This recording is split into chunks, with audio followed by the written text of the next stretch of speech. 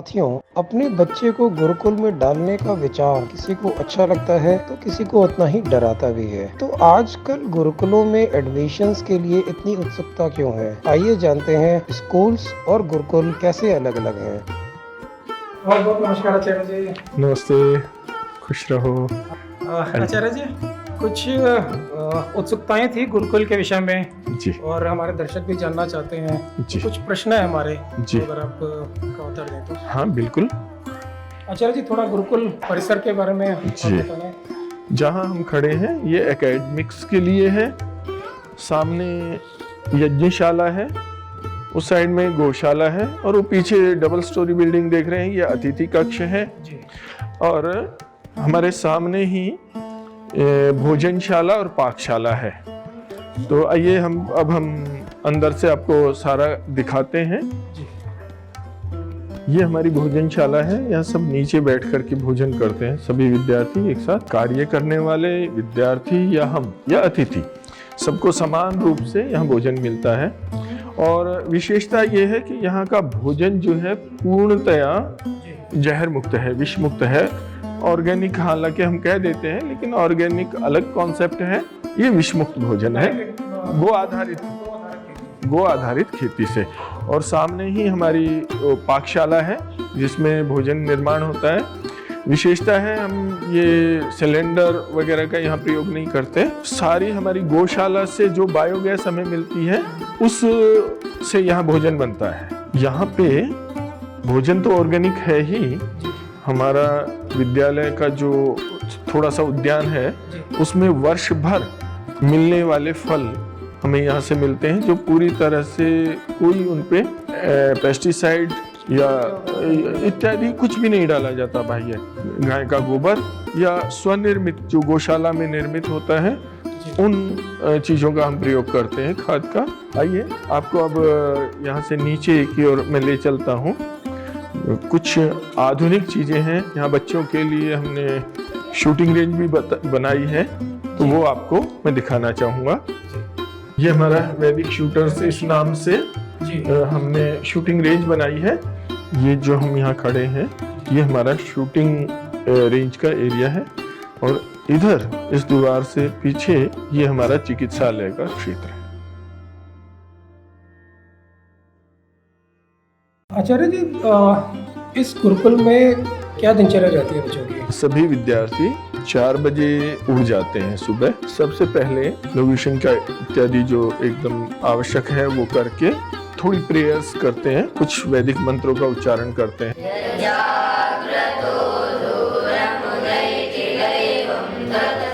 फिर 5 बजे तक उनके पास अपना फ्री टाइम होता है जिसमें उनको फ्रेश होना है, दांत साफ करने हैं, अपने बिस्तर आदि अपने कमरे इत्यादि को ठीक करना होता है। 5 बजे से 6 बजे तक ये सभी विद्यार्थी व्यायाम करते हैं।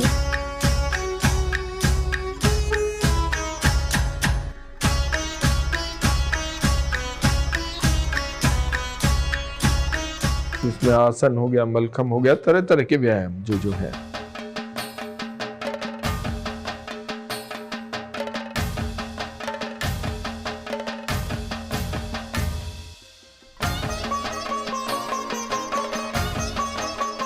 छः बजे से 6:30 बजे के बीच स्नान आदि करके तैयार हो जाते हैं अपनी ड्रेस पहन करके। और यज्ञशाला में वहाँ सबसे पहले संध्या, फिर अग्निहोत्र, हवन जिसको आप कहते हैं, और नाश्ते से पहले कुछ समय बचता है।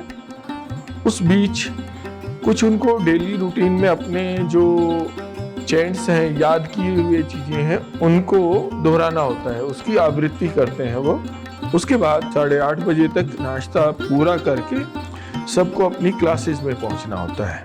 मास्टर हैं हम मैथ के, करते सबको प्यार, वृत्ति की वृद्धि तू तो इसके लिए हमने 2 एग्जाम्पल ले रखे हैं यहाँ। एक में हम नींबू का रस डाल के चलेंगे और एक में हम रखेंगे आसुत जल। अब आसुत जल की बात करें तो आसुत जल होता है डिस्टिल्ड वाटर। गणित, विज्ञान इत्यादि जो सब्जेक्ट्स हैं जो Haryana board of school education ने निर्धारित किए हुए हैं उन सभी को पढ़ते हैं। ये गुरुकुल हरियाणा सरकार या हरियाणा बोर्ड से मान्यता प्राप्त है? जी। 12:30 बजे तक क्लासेस चलती हैं, 4 घंटे। 2 बजे तक भोजन और विश्राम का समय रहता है उनका। 2 बजे से फिर 4 बजे तक दोबारा से क्लासेस होती हैं जिसमें बचे हुए विषय को पूरा करते हैं। Guests and friends, I just want to expose the European powers by one historic example who tried to just finish us.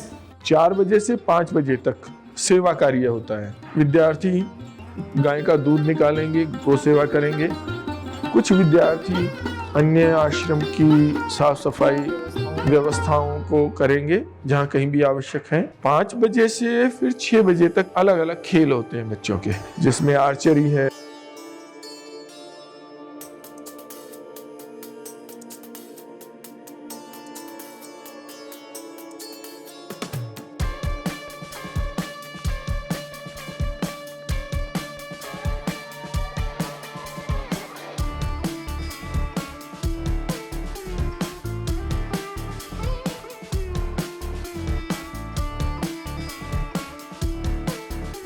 Shooting है, मलखम है, योगासन है या मनोरंजन के अलग अलग खेल। प्रातःकाल व्यायाम के समय दौड़ भी लगा के आते हैं बच्चे।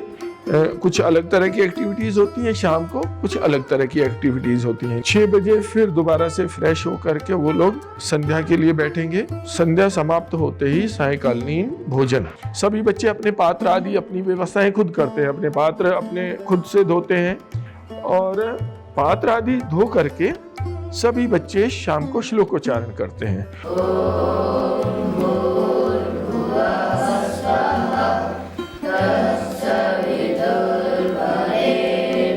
वो श्लोक इस तरह के होते हैं जो उनके जीवन से संबंधित है, जो उनके व्यवहारों से संबंधित है। व्यक्ति कहीं कहीं गलती करता है, उन श्लोकों को स्मरण करके उन जीवन की गलतियों को दूर करने के उपाय जान लेता है व्यक्ति। उनका उच्चारण करते हैं, उसके साथ भ्रमण भी हो जाता है। भोजन के बाद भ्रमण को उत्तम माना जाता है। 9 बजे तक विद्यार्थी अपना जो दिन भर का कुछ बचा हुआ काम है, पढ़ने का है, अतिरिक्त पढ़ना है, वो करते हैं। 9 बजे पुनः शयन हमारा अच्छी प्रकार से हो। सोते हुए भी प्रवृत्तियां होती हैं व्यक्ति की, वो गलत दिशा में ना जाए, इसके लिए पुनः ईश्वर से प्रार्थना करते हैं मंत्रों के द्वारा और सोने के लिए चले जाते हैं।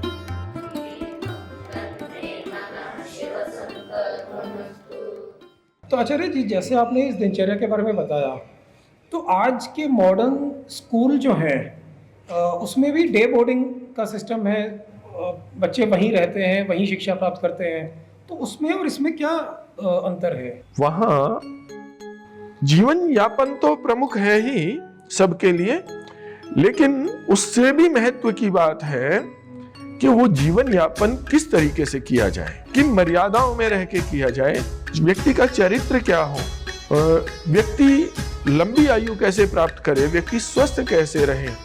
तो ये सारे एस्पेक्ट जो हैं जीवन के, वो यहाँ जुड़े हुए रहते हैं गुरुकुलों में।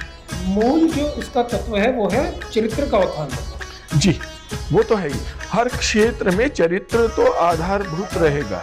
एक बालक को वो बालक अच्छा बन जाए इस दृष्टि से नहीं तैयार किया जाता। वो बालक स्वयं के लिए, अपने माता पिता के लिए, अपने समाज के लिए, अपने राष्ट्र के लिए और मानव मात्र से भी बढ़कर के प्राणी मात्र के लिए हितकारी हो, उनके लिए वो सही काम कर सके, किसी की भी हानि ना करे, इस दृष्टि से उनको तैयार करने का प्रयास करते हैं।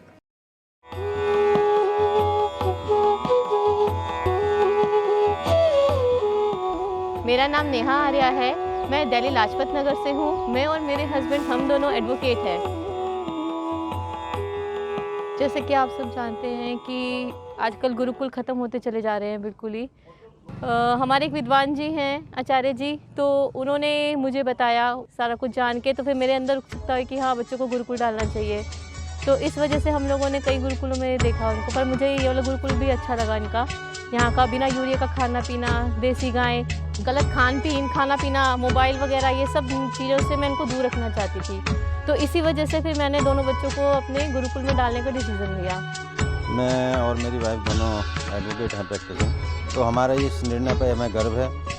और मैं देखता हूँ मेरे बच्चे दोनों जो है बहुत ही अपना शारीरिक तौर पे, मानसिक तौर पे उनका IQ लेवल जो है बजाय एक DAVians के, बजाय एक मॉडर्न स्कूल वालों के, या बजाय जो भी टॉप स्कूल्स हैं, मैं देखता हूँ उनका IQ लेवल बहुत ही उच्च स्तर पे है।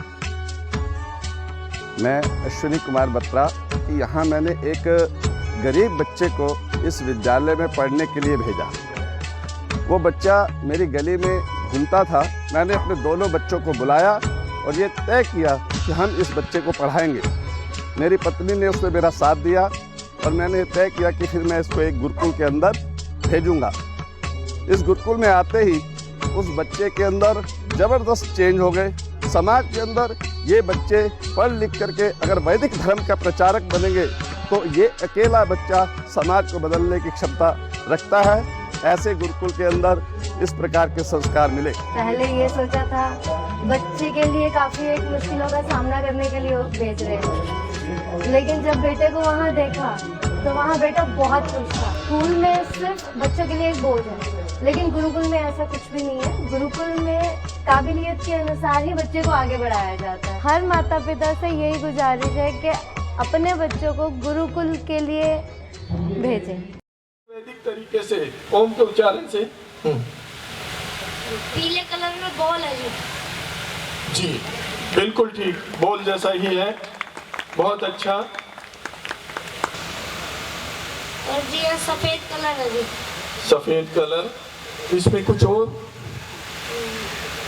पिंक सा लग रहा है जी। पिंक सा लग रहा है। तो ये बच्चे ने ब्रह्मचारी मोक्ष ने आपके सामने ये प्रस्तुति की, आपने देखा।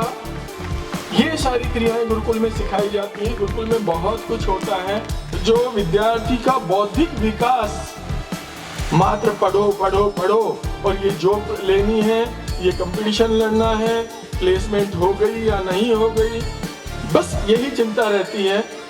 यहाँ बच्चों की मूलभूत क्षमताओं को इस स्तर पे बना दिया जाता है कि उसे समस्या नहीं रहती इस संसार में अपने आप को स्थापित करने में। वो स्वयं अपने आप को स्थापित करने में सक्षम होता है।